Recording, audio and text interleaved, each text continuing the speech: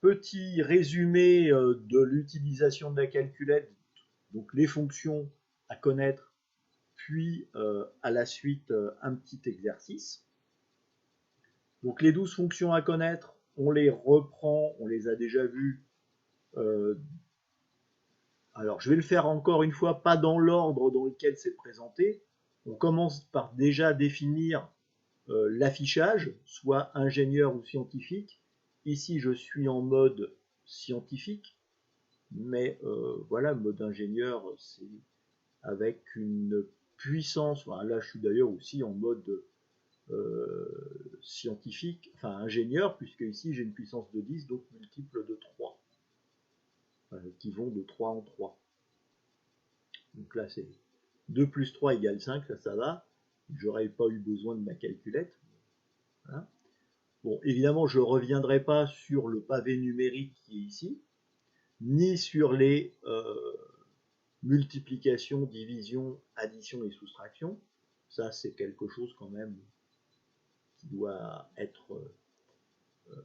qui doit vous intéresser. Là, deux fonctions qui sont intéressantes.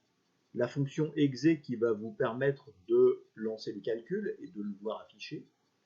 Et la fonction answer, là, ou REP, quelquefois sur les calculettes qui ont été traduites. Donc la fonction REP comme réponse. En fait, ça vous permet de, dans une formule suivante,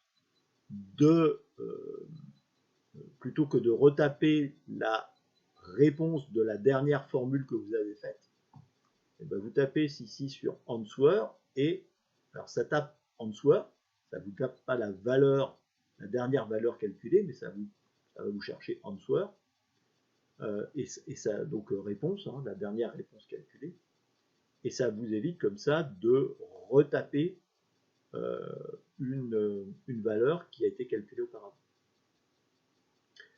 Les autres fonctions, c'est quoi?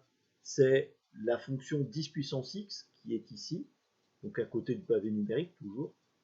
Ça va vous permettre de rentrer des valeurs avec des puissances de 10, et donc si vous avez des valeurs en méga, en micro, en pico, etc., bah, vous mettez la puissance de 10 qui va bien. Sachant que dans certaines calculettes, quand vous avez une puissance de 10 négative, il va falloir trouver la touche qui vous permet de rentrer cette valeur négative et qui en aucun cas la touche moins de la soustraction. Là, en l'occurrence, sur la Casio, c'est le cas, on va utiliser la touche moins de la soustraction, mais dans d'autres calculettes, dans d'autres modèles, c'est une touche spécifique pour rentrer la valeur négative. La racine carrée et le carré qui sont ici sur ma Casio, qui sont très proches l'une de l'autre, qui sont ici. Si j'ai pas la fonction carré, j'ai au moins la fonction puissance, et dans ce cas-là, je tape mon chiffre, je vais chercher cette fonction puissance qui s'affiche sous forme de ce chapeau chinois là, et je rajoute un 2 derrière pour faire puissance 2. J'ai la touche chapeau chinois aussi sur la collège. La touche chapeau chinois, elle est dans ce coin-là, je sais plus. Elle est dans ce coin-là. C'est une des fonctions secondes, je ne sais plus où est-ce qu'elle est exactement. Deux fonctions aussi qui sont proches l'une de l'autre, la fonction logarithme décimal qui est souvent marquée log et la puissance de 10 qui est marquée aussi antilog ou 10x. Attention, ne pas confondre avec la 10 puissance x ici, qui permet de saisir les valeurs, enfin les multiples et sous-multiples. C'est une autre fonction. La fonction log, elle est là, ici, sur la FX92. Il y a une touche qui est intéressante qui n'existe pas sur l'FX92, c'est la fonction 1 sur x, qui est aussi marquée x-1 ou INV comme inverse. Et donc sur ma FX92, je taperai 1 divisé par, j'ouvre ma parenthèse. Voilà. Donc j'ai 3 touches à activer, alors que si j'ai la fonction inverse, ça va faire tout ça d'un seul coup. Ce qui est quand même bien pratique. Cette fonction, elle n'existe pas dans la Casio. Je ne l'ai pas trouvée, mais j'ai peut-être pas cherché partout. Ah si, je l'ai. Je l'ai dans la TI Collège, je l'ai, elle est au-dessus de la fonction 10 puissance multipliée par 10 puissance n. Donc au-dessus de mon multiplicateur, de ma saisie des multiples et sous-multiples. Et dans ma calculette Android, je l'ai pas vu, mais peut-être qu'elle doit y être. Il y a plein de petites fonctions, enfin c'est écrit tout petit, il faut avoir des lunettes. Ah si, j'ai une x-1, donc je l'ai aussi. C'est une fonction qui s'appelle x-1, et donc je suppose qu'il faut auparavant ouvrir la parenthèse pour mettre la valeur à la puissance moins 1 qui est en fait l'inverse. Vérifier le fonctionnement des parenthèses. Bon, ça, n'oubliez pas que après une racine carrée, c'est bien d'ouvrir une parenthèse. Quelquefois, il n'y a pas besoin, mais vérifiez quand même. La réinitialisation des mémoires et notamment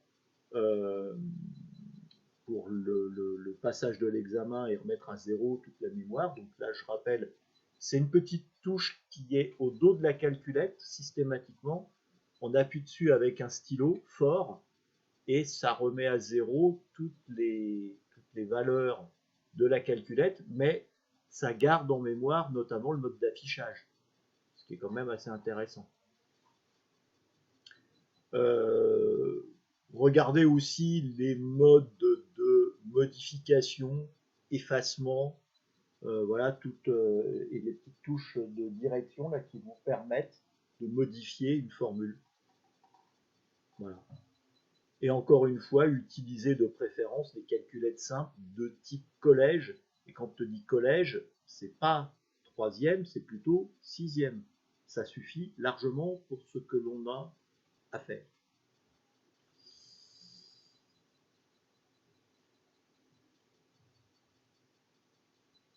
Alors un petit exemple maintenant, un petit exemple chiffré. Exemple chiffré. Donc, alors, voilà, la question c'est, on calcule P, sachant la valeur de U, la valeur de R, et la formule à utiliser. La formule à utiliser, on la verra plus précisément la semaine prochaine. Enfin, pas la semaine prochaine, dans le prochain cours. La formule à utiliser, c'est P égale U2 sur R. Donc on va essayer d'utiliser cette formule-là, sachant que là j'ai des millivolts et là des kilo-ohms. Et puis on va essayer de trouver le résultat, et si possible sur les 3 calculettes, on va essayer de trouver le même résultat, ce qui serait quand même vachement bien.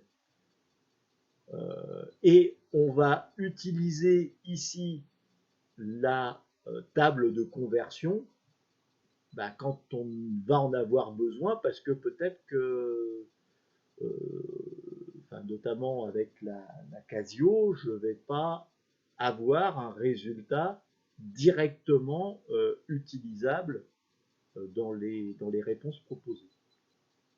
Donc on va commencer par la Casio. Donc on a 20 millivolts au carré à la bonne. Donc j'ouvre ma parenthèse, puisque derrière je vais avoir un carré. Si j'ai un carré derrière, j'ai intérêt à ouvrir une parenthèse et à la fermer juste avant que je mette le carré. Donc je fais donc ces 20 millivolts, 20 multiplié par 10 puissance millivolts, moins 3. je ferme ma parenthèse, je mets au carré. Et je divise par 5 kOhms. Je divise par 5. Alors, pour faire encore mieux, j'ouvre ma parenthèse et je divise par 5 10 puissance 3, puisque c'est 5 kOhms. Je ferme ma parenthèse, je fais exé. Ça me fait donc 8 10 puissance moins 8. Je reviens sur mon PDF et 8 10 puissance moins 8, donc mon moins 8 là, il est ici, c'est-à-dire que je vais mettre ici la virgule, ici dans la case du moins 8. Ici c'est moins 6, c'est des micros, moins 7, moins 8, moins 9, c'est des nanos. Donc mon moins 8 est ici. Et donc mon chiffre significatif, c'est 8, il est là. Ce qui veut dire que ici je comble, j'ai une case de vide, donc je mets un 0 à la place. Et donc ma réponse, ça sera 80 nanos. Et c'est bien des nanowatts, puisque là ma formule c'est la puissance. Et la puissance elle est calculée en watts. Donc ce sont des nanowatts. Ok? Ça c'est avec ma Casio. Avec ma collège. Avec ma TI collège, pardon. Je reviens ici sur ma TI collège. On. Je vais essayer de ne pas me planter. J'ouvre ma parenthèse. 20 multiplié par 10 puissance moins 3. Je ferme ma parenthèse. Je le mets au carré. X2. Et je divise. Alors. Vous voyez, il faut que j'avance pour que ça redescende d'un cran, sinon ça va me faire un calcul sur ma puissance de 10. Donc c'est pas ça que je veux. Je divise, et là c'est une division avec 2 points, c'est assez moche. J'ouvre ma parenthèse, 5 multiplié par 10 puissance 3, je ferme ma parenthèse, non, c'est pas ça, suppresse,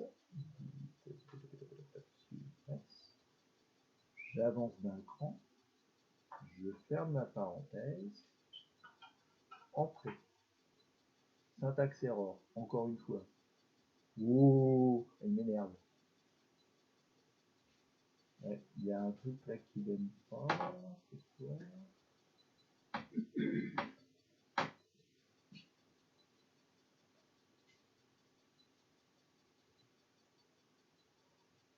Et bien je sais pas ce qu'elle aime pas.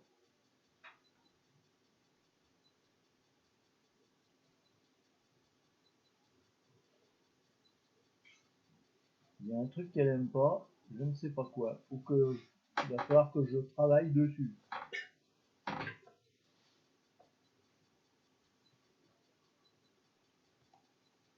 Elle aime pas quelque chose, je ne vois pas quoi. Je ne vais pas être d'accord avec elle. Et sur ma belle calculette, moi, sur celle-là, voilà, donc j'ouvre ma parenthèse. 20 exposant moins 3. Je ferme, je mets au carré, x2, que je divise. J'ouvre ma parenthèse. 5 exposant 3. Je ferme ma parenthèse. Et ça affiche tout de suite 90 puissance 9. Donc là, j'ai pas eu besoin d'utiliser ma table de conversion, ça a tout de suite calculé, donc je sais que 10 puissance 9, je l'ai bien en tête, ou tout au moins je l'ai écrit sur ma feuille de brouillon, 10 puissance moins 9, c'est des nanos. Donc c'est bien des nanowatts. Et alors, bon, sauf sur ma TI collège où je suis un peu nul avec, là, ce soir, On va essayer d'être plus efficace une prochaine fois, d'essayer de comprendre comment elle marche avant de faire le cours. Voilà. Mais vous voyez bien heureusement, on trouve à chaque fois le même résultat. Alors évidemment, si la NFR me pose la question et me propose des réponses en microwatts, bah malheureusement, il va falloir quand même que j'utilise mon tableau ici de conversion. Et donc, si je suis en microwatts, et bah, ça me donne donc 0,08 microwatts. Voilà. Et j'ai pas de solution. J'ai regardé parce que sur des anciennes calculettes, on pouvait changer comme ça la puissance de 10. Et j'ai pas trouvé l'astuce.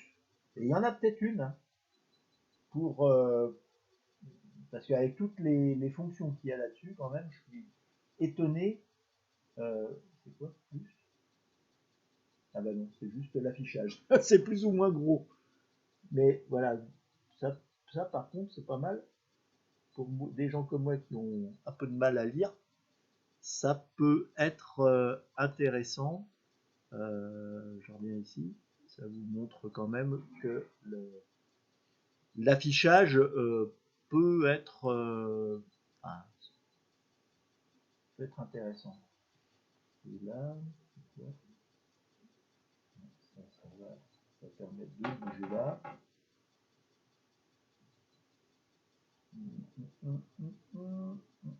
Non, apparemment, je peux pas changer de... Ou alors, peut-être, mais enfin, tout au moins, j'ai pas trouvé où on pouvait le faire. Il y a sûrement, comme il y a des tas de fonctions là-dedans, il y a peut-être cette possibilité, mais là, je la vois pas. Elle ne me vient pas tout de suite. Elle n'est pas aussi évidente à trouver que ça. Voilà. On va revenir sur le PDF. Alors, le PDF. Voilà. Et bien voilà, ainsi s'arrête le cours de ce soir. Je vous souhaite un très bon week-end et à la semaine prochaine. Bye bye.